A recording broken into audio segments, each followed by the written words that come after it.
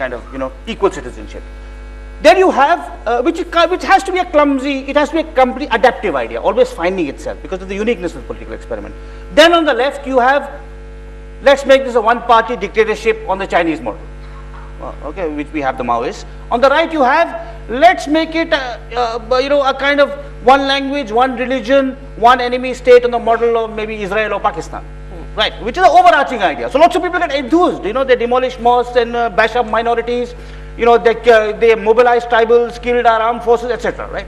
And these are the two overarching ideas. Then you have the Indian idea, and you have a fourth idea, which is there is no India. We must be 25 nationalities, the Mizos, the Nagas, the Kashmiris, the Tamils, the Telugus, and so on, right? Now, the thing about that idea in the middle is it's unique. It is so extraordinary, so complicated, so diverse, that it can be only achieved through reason and understanding and debate. And because it's so clumsy, today it may not capture the imagination of the young. Unless you tell them, look, you're unique. You're unique because you're not like no one else. You're not unique because you hate Pakistan, right? Pakistan hates India, that's fine. Let them, that wo chalega, right? You're not unique because you're merely like the West. The poor vote larger than you. So I think it's a very hard sell. I think yours a very important point, because the idea of India today, when you don't have an overarching idea, is a hard sell. So the overarching idea is that chaotic diversity, in a sense. Yeah. That is our overarching idea. And incremental reform. You have to adapt. For example, when this idea, and I think when Obama was charismatic, and everyone said, "Who's the Indian Obama?" Right? We don't need an Indian Obama. I remember what you said on one of my shows. You said Nitish Kumar. We did 25 Nitish Kumars. All right. You said Nitish Kumar. Yeah, but not only 25. Which was such an unusual choice, because in many ways he's stylistically the antithesis to Obama. He has none of the glibness, none of the flamboyance. He's a quiet politician. And yet, I don't know if you were writing this book, I mean, this was going to be my last question, but it led naturally to this. If you were writing this book 20 years from now, would Nitish Kumar be a maker of modern India? I think the title maker is problematic, because but it was a kind of compromise, like everything in India is, because it excludes, for example, three or four great makers of modern India, who would be Sardar Patel, above all, Indira Gandhi, and then Subhash Bose. Now, their legacies are important. They were all great patriots. There were some dark sides to their legacies, especially Indira Gandhi and Subhash Bose, not so much Patel, despite current attempts to put him in some other camp. But I'd say they weren't thinkers.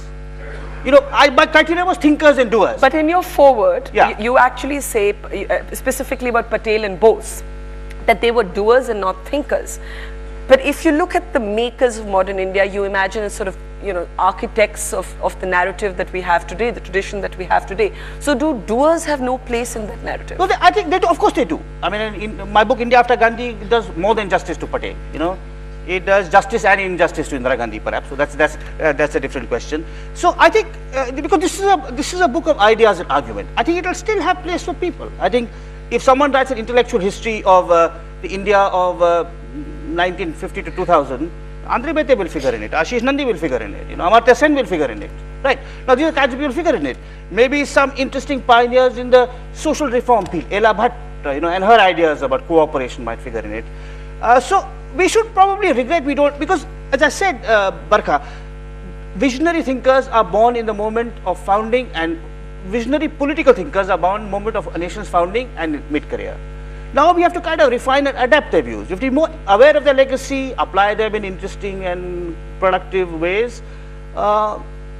Yet the debates that take place and unfold in this book, let's say between Gandhi and Ambedkar on caste, between Tagore and Gandhi on the issue of whether Gandhi was too close to the outside world, many of these debates are entirely unresolved today in independent India.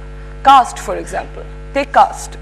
There is a political narrative that has been created, and there is a politically correct sort of endorsement of it, whether it comes to affirmative action or now the latest controversy, a caste census. And how would Ambedkar and Gandhi have debated that today? That's hard to say, how they would have debated it. I'll just say this. I think that's why one needs a more inclusive and non-partisan perspective. I think for the reform of the caste system, which is ongoing, just unfulfilled, it's halting, we need Gandhi and Ambedkar. We need self-purification from above and self-respect from below. And we polarized it where Mayawati abuses Gandhi, Arun Shoria, ideologue of the BJP, abuses Ambedkar. That's totally unproductive. And I think our legacies have to be incorporated in plural and interesting ways. They are relevant because we are still a work in progress. We are still a political, majestic and flawed and unfolding political experiment. And so long as we're not totally at peace with ourselves, which will be never, right? And so long as we don't break up in 25 parts, which I hope will also be never, these writings will be relevant. But to be less cynical, I mean, you say today it's completely partisan, it's polarized, but at the heart of the debate for, I think, many of us in this room who are not able to evolve clear positions. I mean, I personally, it's taken me years to be able to figure out what I think about reservation, because there is an intuitive sort of Nehruvian Western schooling that formed all of us, and then there was real life that happened afterwards. And what you're seeing unfold today, for example, on the caste census, is a debate between two well-meaning sets of Indians, one who believes that this will entrench it further, and the other who believes that this is necessary as long as caste prejudice exists. And wasn't this exactly the argument between Ambedkar and Gandhi? Well, in a way, yeah. But the other arguments too, which one doesn't mean, this book is not an attempt to resolve arguments. It's a book that attempts to represent these thinkers in their best, at their best, and hence the credit for the lucidity and clarity goes not to the editor but to the extraordinary individuals it's been my good luck to stumble upon. So to showcase their works and to make them available to younger Indians to make up their own minds. It's not a prescriptive book. I mean, No, you mentioned absolutely caste, not. two different Yeah. perspectives on caste, two different perspectives in the English language are here. Lohia arguing with great power and Against English. Against English, and Rajagopalachari telling us why we need English. And there's a lovely line of Rajagopalachari I couldn't include here because it's in some other essay where he says, after all, Saraswati gave birth to all languages, including English.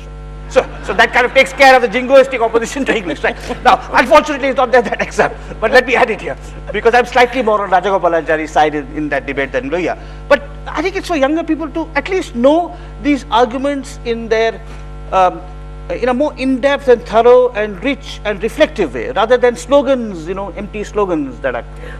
One of the things that struck me as uniting some of the 19 thinkers, if you exclude perhaps Nehru from it, is that there was a level of comfort with religion. Differing degrees, so there was Tilak at one end of the spectrum. There was certainly Gandhi, and there is an excerpt I remember reading about how he's made his peace with his own sacred Hinduism. Yeah. There is Jinnah, who's of course coalescing everything around the Musalman and Syed Ahmed Khan, and then there is Nehru, and yet I just want you to talk a little bit before we discuss Nehru about this very interesting thing about a complete reconciliation between being able to be religious and being seen as an intellectual liberal. This doesn't exist in today's India. Yeah, I mean, that's true. There's no aggressive atheists represented in this book. There isn't. There are a Yes. couple of aggressive anti-Brahmins. I mean, I'd say one thinker I could not mention, and your question allows me to mention, is E.V. Ramaswamy. The criticisms he makes, which I've accepted in the Tamil, of ritualism and holy men and what they extract from, dupes, working class dupes, is incredibly relevant.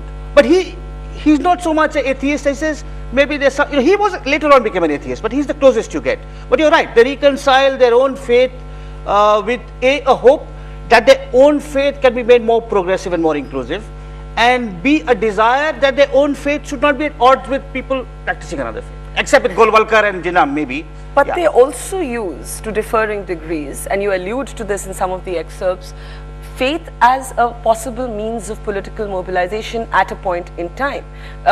This would never be permissible in the liberal democracy as we understand it today, or those of us who believe in secularism understand it today. Yeah, I mean, I think the two people who use faith explicitly for political mobilization in this book are Jinnah on the Muslim side and Golwalkar on the Hindu side. And of course, Soft shades in Yeah, Tilak but I'd say and Jinnah- Gandhi even maybe, who never had a discomfort with the Hindu identity. That's, and Yeah. Rammohn Roy sort of Yes. was kind of a plural Hindu, so somewhere between Hinduism and Christianity and so on. Yeah, I mean, maybe an atheist voice. One person, in some ways, questions are being asked and will already be asked. Why is X not there? Why not there? And But I was asking- But I'd say just one person I probably should have included in reflection is the person I mentioned in the conclusion of my talk, Visvesvaraya, the aggressive technological modernizer, who's alive and important in India, and a very important and influential and force. But I think India doesn't have a really aggressive atheism in that same sense.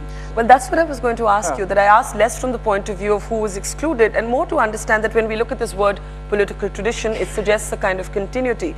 Yet the one thing that seems to have changed in the, if you look at the thoughts of most of the people in your book to political thought today, is that other than a very organized Hindutva, it would not be considered permissible in liberal thought to mix politics with religion, and to that extent we borrowed the Nehruvian model. More than, let's say, Gandhi, who was able to reconcile it. Yeah, I think in that sense, my position would be that again we need both Gandhi and Nehru. It's common to oppose them, and it's common on the Nehruvian side and also on the Gandhian side. Ashish Nandi is a celebrated person who debunks Nehru. I think we need both. We need Gandhi at the level of individuals, me and my Christian friend, me and my Hindu friend. But we need Nehru at the level of the state. The state, public policy, political practice should leave out faith altogether. That doesn't mean, at the personal level, for example, we need to have communal harmony. We need Mohalla committees. But we also need a completely decisive state which uses the force of law and order to stem communal riots. I mean, Abhik Babu and me have made lots of jokes about Prakash Karat and communism. But let me say one thing in favor of the communists. Despite the tremendously multi-religious character of Kerala, it doesn't have a history of communal riots. In 1984, when the Sikhs were butchered, I was living in Calcutta, and the Sikhs were not butchered. The 50,000 Sikhs were not butchered because Jyoti Babu said no one will be killed. So I think at the level of the state, Nehru was probably right. I mean, what he did in 47-48, to say the state will not discriminate, minorities will get total protection, and we will not display our Hinduism aggressively, that was good. At the level of social practice, yes, understanding reciprocity, dialogue. So we probably need both Gandhi and Nehru. Again, it's a mistake to put our current predicament is such that we must draw on all the available resources, except the and which one do you see our tradition drawing upon today when it comes to this this balance between religion and secularism? Maybe neither. Maybe neither. I mean, I don't think the Congress party really understands Nehru's position and has not since Nehru did. Otherwise, in 1985, they would not have succumbed to the Shah Banu judgment or opened their locks. Neither. I don't think they understand the Nehruvian position, and the Gandhians of today, I mean, that's also a tragedy. I mean, the greatest post-independence Gandhian, Vinoba Bhave, never talked about Hindu-Muslim harmony. So in many ways, we've abandoned these legacies, and these legacies can be restored and be made complementary. It would be a mistake in many ways to polarize, or maybe that's how we, this is tradition of polarization and partisanship, which has prevented us from fully understanding and reclaiming and applying these legacies. You've written elsewhere about how a number of Indians today, and on opposite ends of the political divide, are uncomfortable with seeking our tradition and our identity in our recent history, wanting instead to go back to some imagined ancient time. The Hindutva brigade imagining a sort of glorious Hindu era, the completely aggressive atheists wanting, the Buddha golden age. And that neither of this has shaped modern India. That in the end, we have been shaped by colonialism and the relationship with it. Is that traveling just a little too recently in history? Well, that's the argument of this book, which I made in scattered essays, and I made it in a consolidated form in this book. I would stand by it. I mean, I think this book enunciates it and explains it. And on the question of was there an India before the British came, my answer is no. The British created India artificially, and for their own purposes, they gave it a geographical unity. The people in this book, probably Gandhi preeminently, but many others, then gave the inhabitants of this artificially united territory a moral and social and aesthetic and political purpose. So that's why we have to go to the 1820s, not before. Also the problems we're talking about. I talk in this book about how the national revolution, the democratic revolution is simultaneous with the urban and industrial revolution. No one, the Ashoka can't tell us how to deal with freedom of the press, how to deal with gender equality, or how to reconcile agitating peasants whose land is being taken over by industrial factory and so on. These are problems created by the modern industrial world of nation states and democracies. You say there are 5 simultaneous revolutions going on in India. Urban, democratic, social, industrial, and which one am I missing? And national. And going on simultaneously. That's what makes India such an incredibly exciting place. Because does it make us an anarchy? No. I mean, of course, Galbraith famously said we're a functioning anarchy. It makes us an incredibly exciting place for anyone in the media, in scholarship, you know, in the visual arts, in film. Where else would you want to live? You know, would you want to go and live in China, Barkha, after reading Ramon Roy? Never. But But you will hear any number of middle class Indians saying, we should give it over to the army. Oh, this democracy is an impediment. For us, this chaos, we thrive on it. I think I don't know if every citizen does. I think the democracy is flawed. We need more transparency. We need less corruption. We need less cynicism. We, all of that. But I think the only way we can survive is in this. Why hasn't the army mounted a coup? I mean, why haven't we substituted general elections with the election of generals? Very simple. The generals don't want it. They'd have to have 28 simultaneous coups in our 28 states. And even in Karnataka, believe me, Barkha, I don't know about Delhi, mein ek chalega. You can have your own military dictatorship here. But in Karnataka, you did one coup in Bijapur, one in Dharwad, one in Bangalore, all simultaneously. Kaise karenge?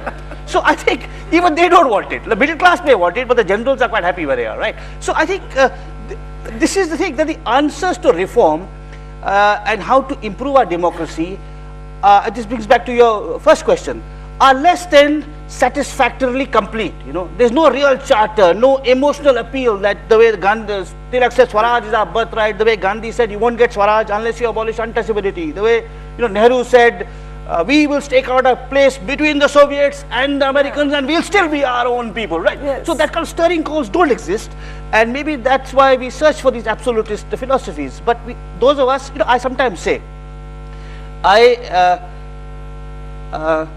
I'm a man of moderate views, those expressed in extreme fashion. I'm a bizarre animal. I'm a moderate polemicist. I mean, normally you have... You're like this country, basically. No, I'm not. I'm like this country. Yeah, but I'm not like the intellectuals. The middle ground is, there's a sobriety and a decency and understatedness about the liberals in this country. We leave the really vigorous arguments to the loonies on the left and the right. And I think that's maybe I am like this country, except that unfortunately the political class and what appears to be visible is the extremes, because they shout louder. And that emerges in this book, where there is this fascinating letter written by Jayaprakash Narayan to Nehru, and he corresponds and he writes back, and at such length. And I was thinking, could we ever imagine our modern politicians exchanging that kind of correspondence? We can't imagine the Americans doing it also. I mean, can you imagine George W. Bush and someone from the Republican Boondocks, a social worker, exchanging these letters? It was a unique time, a unique moment. It lasted a very long time, from the 1820s, 1960s. It's given us a hell of a lot. Let's make use of what we have. So we can't really get it. We can only get it in a moment of real crisis. If we are invaded from 3 countries, we may produce, a Gandhi in uniform or something, right? But I don't think it's only in moments of crisis of What about a public discourse? Because since this entire book's premise is original thinking, has our public discourse been taken over in a sense by the loonies of the left and the right? Where are the centrists? Where are the moderates? No, I think they are there. They are represented. Maybe they need to speak, more loudly. Maybe they need to crack a few jokes once in a while. That might help. They shouldn't be too solemn and sober. But you're probably right that in that sense, the bulk of India is moderate. I mean, I see, for example, it is a debate on secularism. You'll have a kind of mad mullah and a mad saffron guy, but the bulk of the Hindus and the bulk of the Muslims probably don't think like that, right? So we have to find ways of making the middle ground more robust, more articulate, more organized, more cohesive. But it's a patient, hard, uphill struggle. It can't be done through catchy, imaginative, compelling, emotional slogans. And for example, you would get this too in the email you get. The angriest emails are from the extremes, Always. And they echo each other. The left and the right extremists always echo each other. I can tell you, they're almost always male. They're almost always between the ages of 18 and 30. And on certain websites, they're almost always living abroad. Okay, now, so at it's partly young men need. The young men who throw stones, the young men who commit terrorism, the young men who demolish the Babri Masjid, the young men who lead the Maoist rebellion. They want a large, compelling idea, and maybe it's hard for us. You're right. This is a profound problem with democracy and the middle ground and muddling along. That how do you enthuse young people? And one way perhaps is to say we are an extraordinary, unique, political experiment. And if you reduce that diversity, if you simplify the problem to saying आप सब हिंदू बन जाओ, सब ठीक हो जाएगा. Or a glorious, an armed revolution, you join the armed struggle and it'll all be fine. That create more mayhem and more complications. So, but it is a hard sell, and I think, I hope that other scholars and abler scholars, especially scholars who know many more languages than me, can follow up what I've tried to do in this book. A whole book on Rajagopalachari, on E.V. Ramaswamy, on Phule, there is a book on Phule, but on some of the others, and make in all our Indian languages, so that we have a sense, the young in this country have a sense of the richness, the diversity, the originality and the relevance of our political tradition to making us a less imperfect democracy. You included Jinnah as a maker of modern India, which was interesting, because many people would, in a simple-minded way, see him as a person who was one part of the partitioning of this country. I included him because Jinnah and Golwalkar are included from different points of the spectrum for the same reason, that they defined a particular debate. If Jinnah had not existed, Nehru and Gandhi would not have mounted such a vigorous defense of the minorities and of a secular state in the 40s and 50s and 60s. So in that sense, Jinnah was like a pressure group. It was a counterpoint to which these other ideas. So he was a maker of modern India in that sense. Unintended, the consequences of his work were not unintended. He didn't intend to contribute to what has happened in India afterwards, but his influence was so profound and so long lasting. There would be no Golwalkar without the bogie of Pakistan also. So in that sense, Jinnah is relevant. So they all created each other in a sense. Yeah, and even today, the whole demonization of our minorities. One of the saddest days of my life, by the way, and it's only superficially a cricket story, was I was going to the airport, Bombay airport, from South Bombay, and strangely enough, maybe it was a 2020 match or a one-day match, I wasn't watching cricket. So I was driving that day, and I was crossing Muhammad Ali Road, that flyover, which you know very well, at about 2:33 in the afternoon, and outside every home there was an Indian flag on display. And I later realized, I reached the airport and I saw India was playing Pakistan in some match, and every Muslim in Muhammad Ali Road had to tell Bahal Thakare, I'm not supporting Pakistan. Now, without Jinnah, you would not have had this trauma either. In fact, Jinnah was bad for the Indian Muslims too, in a sense. So, he shaped modern India in many more ways than we understand. Yet it's interesting because the Muslim thinkers that you include in this book, at least the Muslim thinkers pre-independence and not counting the last one, both describe the Congress as a party that is anti-minority and pro-Hindu, essentially, and anti-Dalits, if you bring Ambedkar in, that's it. Which is exactly the opposite of how the Congress has sought to position itself in modern political positioning. Yeah, I think historically the critics were right, and they had an impact. So after Syed Ahmad Khan, you had Gokhale saying Hindus and Muslims must work together, right?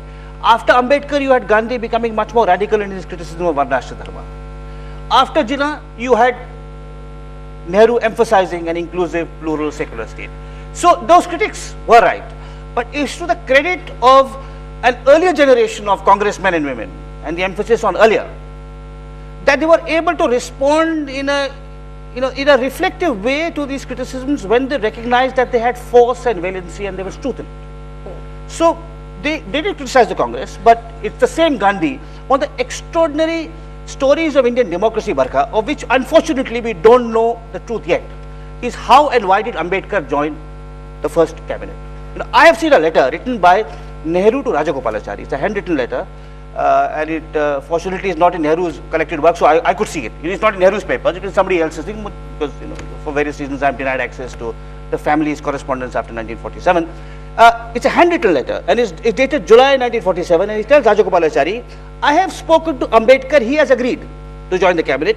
You have to speak to Shanmugam Shetty, who was a South Indian businessman and a bitter opponent of the Congress, who became our first finance minister. Now, they reached out to their opponents. Imagine the kind of language in this book that Ambedkar uses about Gandhi. And yet Gandhi told Nehru, freedom has come to India, not to the Congress party. So you must have Ambedkar, he's our most brilliant mind. So it's that, I think there was a kind of large-heartedness, and inclusiveness, an extraordinary generosity among people like, all the people in this book. Nehru and Rajagopalachari are fighting like each other like hell. I mean, you talked about JP and Nehru and their letters. You publish his obituary, Rajagopalaji's obituary John after Nehru dies. Yeah, I mean, it's so beautiful. So I think some of that generosity, large-heartedness, where even if we disagree, we can learn from each other's positions, we can adapt, we can modify, which is why Gandhi appears twice in this book, once in his original statements and second time when he's taken account of Jinnah and Ambedkar and Ramaswamy and all those criticisms. And yet in modern politics, the Congress and the BJP, if you look at our two main national parties, sometimes the critique is that the Congress stands for too many different things. And in your introduction, you actually borrow Mukul's phrase and on this Noah's Ark of nationalism. Phrase, it's yeah. a lovely phrase, where the Congress is all things to all people, or is trying to be all things to all people. And the BJP at least is positioning itself slightly differently, though the BJP has the same problem today. So to that extent, do you believe that that is in a sense our political culture, where opposing ideologies can come within a single, under a single political umbrella? I think Mukul Keshavan's phrase, Noah's Ark of nationalism, I think the Congress had to be that. Maybe the Congress needs to define itself in a more consistent way. I mean, it can't be appeasing all kind. I mean, it's kind of whoever shouts loudest. How could the Congress agree to the ban of Rohindran Mistri's book? For example? A good example, right? Because it's a chale jayega. Maybe we'll use the Marathi Brigade's fort, and then Bal Thackeray's Gundas or Raj Thackeray's Gundas attack the Biharis. Then suddenly the Congress says we are for the Biharis. Right. Now, I think this is unfortunate, and Rajagopalachari has a very prescient essay in this book where he argues that what India really needs is a healthy two-party system. Now, I think what India needs, and again this is because we are a republic and a federation, is we need a stable two-party system in each of our states. There's a wonderful book by Robin Jeffrey on Kerala, and he shows that it's because Kerala has a stable two-party system, standing for different, one centrist, one left of center, and in this contest, every party in government focuses on education and health and the kinds of things that matter. In Himachal Pradesh too, one of the reasons Himachal Pradesh, despite its feudal and patriarchal history, has done so well on education and gender reform is that they have a stable two-party system. So how that can be enunciated at the national level, where you have the Congress must be consistent in its slightly left of center progressive ideology, and maybe the BJP must be less hypocritical in its, it should be as Rajaji again said. Rajaji was prophetic. I mean, again, this is not in this book. He once said that Jansangh would be more appealing if they did not somehow think that Muslims and Parsis and Christians are Sikhs are less than equal to Hindus, and that's still true. Now, if the Jansangh was, some people in the BJP once thought they could position it as a slightly right of center, pro-business, pro-economic liberalism, pro-family values, national security, pro-Western party. But again, so how you achieve this kind of contest of ideas and ideologies based on dispassionate political principles, not on personal likes and dislikes, and not on opportunism. The idea that the Congress in Gujarat is Hindutva's B team. Now, I think that's a hard sell, but I think to begin with, again, we maybe need to think at the level of the state. So, which is why I said 25 Nitish Kumars. I mean, God forbid that Nitish Kumar would want to become Prime Minister. And I say this as a resident of Karnataka. The decline of Karnataka started the day the Illustrated Weekly of India, under the editorship of Pritish Nandi, at that time it had the influence of all your television channels combined. He put on the cover, is this man our next Prime Minister? Ramakrishna Hegde. The decline of Karnataka started then. Hegde came, I'm telling you, I'm absolutely right. I mean, I don't know whether Rohini Lekari will agree with me, she's here, but she was not in Karnataka then, she came later, alright. And she's part of the attempt to revive Karnataka. The heroic attempt, and let us support it. But, Ramakrishna Hegde's government, Barka, was a socialist alternative to the Congress. It had some remarkable people. The first Panchayati Raj measures were done by really good ones. There was a great Minister of Panchayati Raj and Rural Development called Abdul Nazir Saab, a socialist of Mysore, known in every village in North Karnataka as Neer Saab. Neer is water, because he brought water taps to all those places which the Congress had failed to provide it. It had some outstanding ministers, and then Hegde said, I am going to become Prime Minister. And all the social reform and development and include sab chala gaya. And then it became a fight between Lingayats and Vokaligas, and now it's who has, can the Congress pay 30 crores and can the BJP pay 50 crores to retain the guy, right? So I think God forbid for Bihar that Nitish Kumar, please on NDTV, don't ask Nitish Kumar to become Prime Minister. If you have the welfare of Biharis at heart.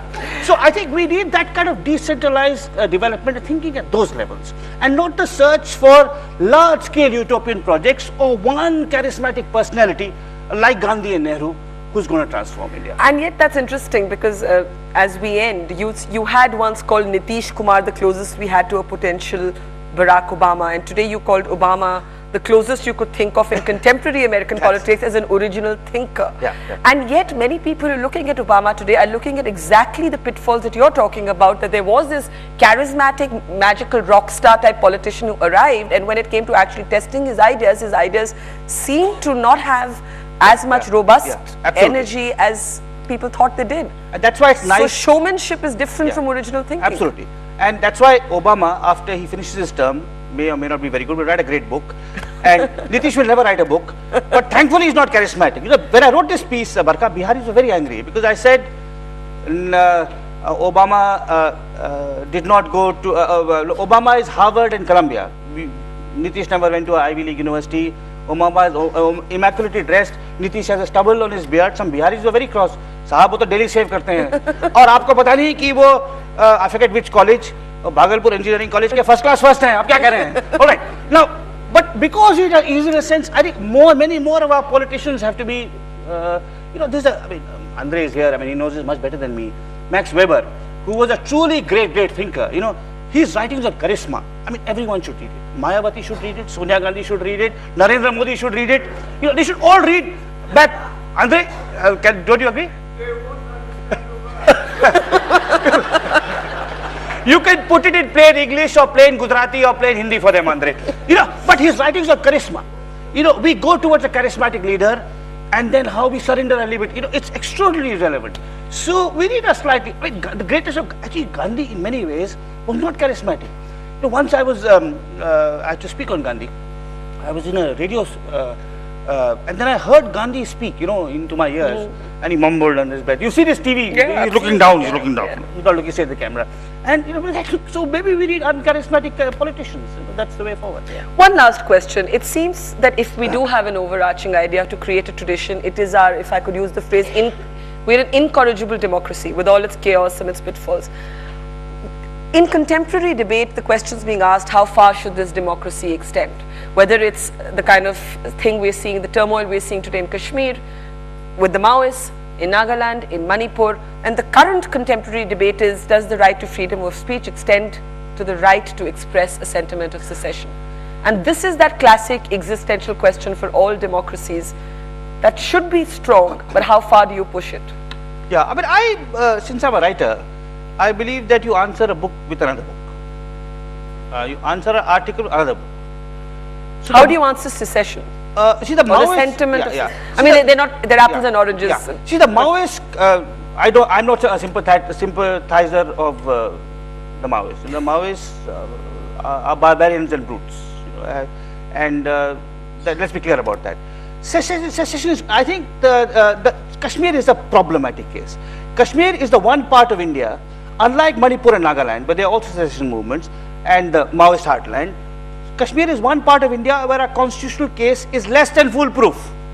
Now, I once said this, and this was reported interview, and the Pakistani newspaper next day said, Indian historian says India has no case on Kashmir. Actually, what I said was the Pakistani case on Kashmir is also less than foolproof. And well, history hasn't resolved its own questions on Kashmir. The tragedy of Kashmir is that it's caught in the 47-48, the tension now, global Islam, the aspirations of Kashmiris. You know, Sheikh Abdullah once said that Kashmir is like a beautiful bride coveted by two avaricious men, right? Now, so there are two criminals, actually now a third criminal, because the jihadis are also criminals. I mean, after the expulsion of the Pandits, you know, the Kashmiri freedom struggle for me does not have a case. Why did it take the Mirwais 15 years to go to a Pandit camp in Jammu? Right? I mean, they don't want to brush it aside and talk about demonize the Indian government. The Indian government is horrible things. So Kashmir is a terrible, colossal tragedy. And it has to, how to solve it, I don't know. I wish there was more bipartisanship between the BJP and the Congress on how to deal with Kashmir. That would be a way forward for all of us Indians. What solution can be found? But Kashmir is a special case, Baraka, because of the tortuous legacy and because our constitutional case is, given everything, our historical case is less than foolproof. It doesn't mean independence is foolproof or Pakistan claim is foolproof. But Max Weber also said famously, how do you define a state that has the monopoly of force? So I think the Maoists, the Manipuri insurgents, the Nagas, should find democratic ways of articulating their grievances. They have the model, for example, not just of Mizoram, which is a really successful case of giving up the insurgency, but of Tamil Nadu. E.V. Ramaswamy, who's in this book, wanted a separate Dravida Nadu.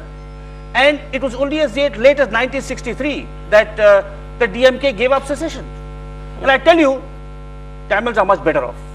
They can take all the best jobs everywhere in India. Probably all the backroom boys in NDTV are also Tamils, right? So we have a larger economy. Kashmiris could also do we have a Bengali bias, sadly. Okay. But as we close, yeah. you've got to name at least two thinking Indian politicians from different sides of the political divide. I don't believe that there aren't any. Well, they're not of this quality. I don't want to run down people. I run down enough people. Name somebody you think has an independent mind. Don't tell me Mani Shankar Iyer is a thinking Congress. I didn't tell you anything. Okay, hold on. Don't tell me Arun Shourie is a thinking right-wing intellectual. Arun Shourie is, as I memorably said, the Arundhati Roy of the right. Right? Okay. So is Arundhati Roy an intellectual or a scholar? She's neither. Okay. But there are lots of interesting thinkers around. I mean, there's Andre Bete, there's Pratap Bhanu Mehta. There are lots of very interesting writers around. I mean, they're novelists, they're thinkers. So I don't think I wish they were better read. I wish Mani Shankar Iyer, since I mentioned him, and he's a person I like, and he's from Dehradun, he's a Tamil from Dehradun like me, and his mother was a friend of mine, by the way, as it happens. He doesn't like to be reminded about that I knew his mother before I knew him. But Mani Shankar Iyer, if he had known Nehru, Rajiv Gandhi did not know Nehru, Barka, but if Mani Shankar Iyer claims to be a great scholar Nehruvian, when he was working in the PMO in 84, 85, 86, and why didn't he advise him have a gender-sensitive civil code? With 400 MPs, that's what Nehru wanted. Nehru was waiting for the time when everyone would be ready. At 84, 85, they were ready. So, why doesn't Arun Shourie read C. Gopalachari, and then he will tell Mr. Narendra Modi that the Muslims and the Sikhs and the Parsis are fully equal of Hindus. So, let at least the so-called thinking politicians in different parties, let them at least read things like this. Let them read. Forget Andre Bete or Ramchandra Guha or Barkha Dutt. Let them read the real makers of modern India, the people who constitute the Indian political tradition. And if you have that in hand, you'll probably be much more effective and effective Democrats. Well, it's been a pleasure to talk to one thinking Indian. Thank you so much, Thank you.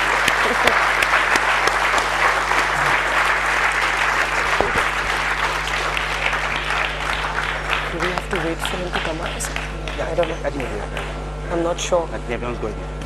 I'm not sure. Yeah, sure. I'm not sure. It's okay. Thanks, Barkha. It's wonderful Thank to do you. this experiment. You still for dinner? Huh? I am. Yeah, good. I know It was fun. I wanted to make it more freewheeling Of and course, not terrific. structured. That's been- Mix the past and the present. It was fabulous, yeah. Thanks so much. Somebody's coming up for your signings. I'll get mine signed later. Thank